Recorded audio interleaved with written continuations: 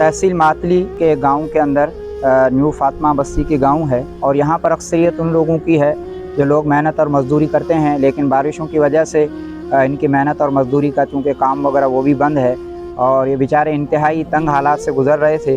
इनके घरों और इनके रिहाइश से अंदाज़ा लगाया जा सकता है कि ये लोग गुर्बत की किस हद तक जो है वो ज़िंदगी गुजार रहे हैं। आलमगीर वेलफेयर ट्रस्ट की जानिब से इन लोगों के लिए आटा है, चावल हैं और मच्छरदानी है, जो मच्छर भगाने के लिए लोशन वगैरह हैं, और भी चीनी है, नमक है। इन सारी चीज़ों का आलमगीर वेलफेयर ट्रस्ट कराची की जानिब से इनके लिए इंतज़ाम किया गया है। आटा है, घी है, चीनी है, मच्छरदानी है, मच्छर लोशन है और भी काफ़ी चीज़ें हैं जो ज़िंदगी की ज़रूरत की शेय हैं। तो हम आलमगीर वेलफेयर ट्रस्ट और उनके सारी टीम के बहुत तमाम शुक्रगुज़ार हैं।